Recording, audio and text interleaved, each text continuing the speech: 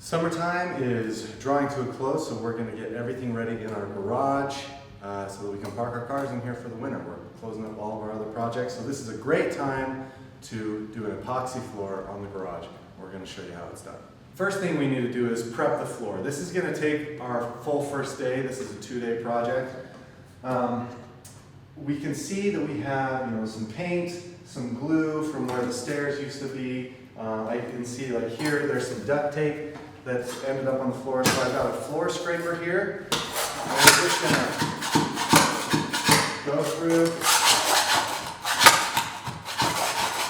And we're gonna scrape up all of these spots that we see, get it as flat as we can before we pressure wash it.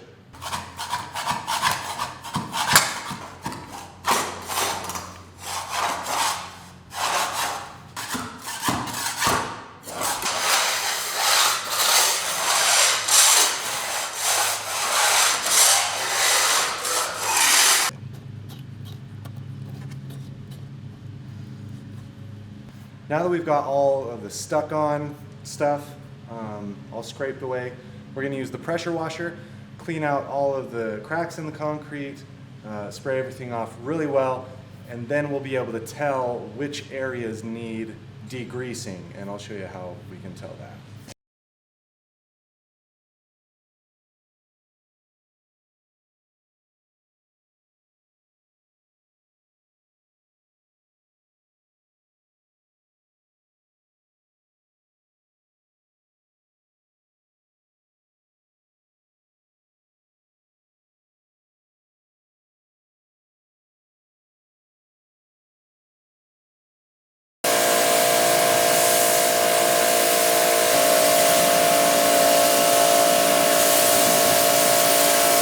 Now that the floor has been pressure washed really well and is all clean from dirt, you can see in some spots that the water is being repelled. That means that there's grease or oil on that part of the concrete. And so we have to take some degreaser and we'll just splash a little bit on there. Take our scrubber and scrub it up real good.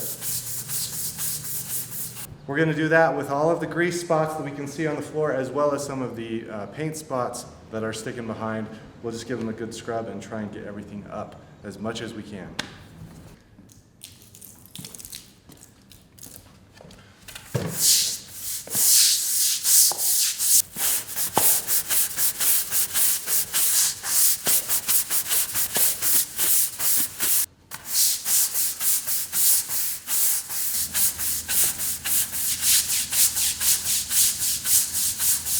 That is very degreased. So now we are going to pressure wash it again, get all of this degreaser out.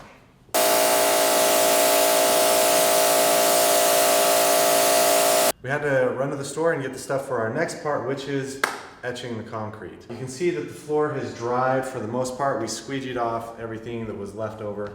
We want to be able to see parts that we've worked on already and parts that we haven't. What we're going to do is get some acid etch, which comes with the epoxy floor kit that we got from Lowe's. We're going to mix that up, put it into just a garden watering can, and we're going to take each section at a time. You can see just kind of where this grid is. We'll do one section. You just sprinkle the acid on, scrub it really good, and let it sit for a couple minutes, and then spray it off. And then you move to the next section and do that. And you go through all of these. You don't want to leave the acid on too much, or else it'll eat away too much of the concrete. And so that's why we're going to work in sections and knock this out. Very important when you're working with acid like this. It's not a crazy acid, but it can still burn your skin or do damage to the soles of your shoes and stuff like that. So rubber boots, rubber gloves, and then protective eyewear and a face mask to help you breathe.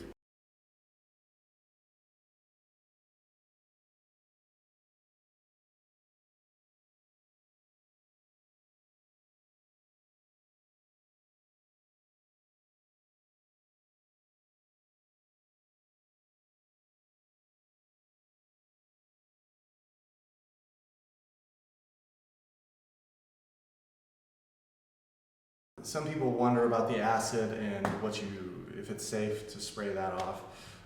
Yes, as soon as you scrub it in, it reacts with the concrete and it turns into a solvent, and then it's safe to just spray out of the garage.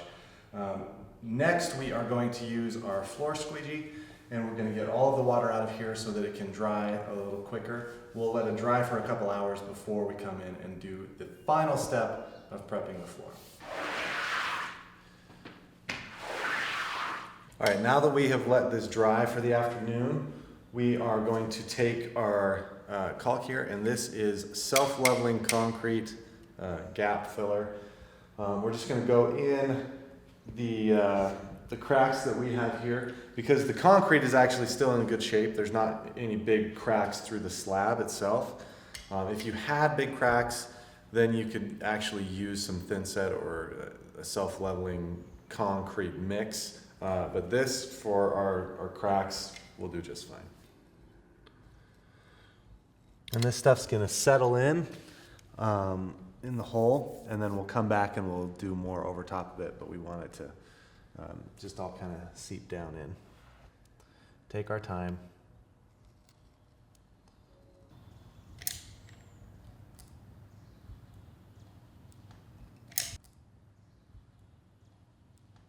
Day 2, floors are prepped. Now we are putting painter's tape on the walls so that we can be prepared to actually put the epoxy on. Yeah, but we'll brush those.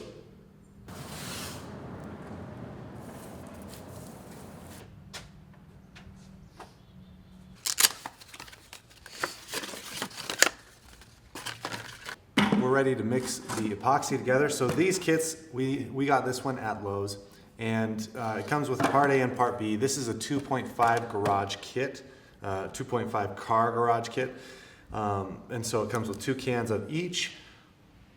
Because we had this tinted a color, we want both of them to match perfectly. So we're going to combine everything into the bucket and mix it up. And then we will start painting with our brush first.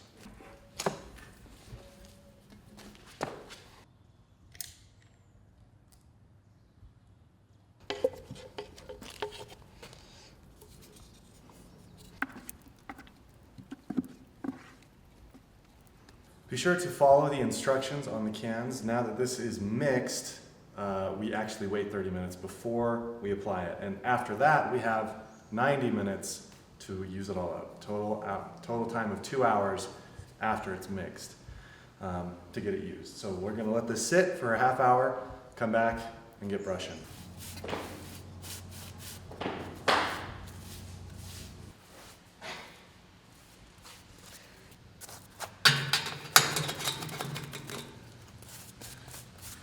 Now we're going to start rolling the floors. If you are putting the paint flecks in it that the kits come with, then you would do a little section and then toss that on there and do the next section. We're skipping those for this floor, but just want to let you know that's when you would do it.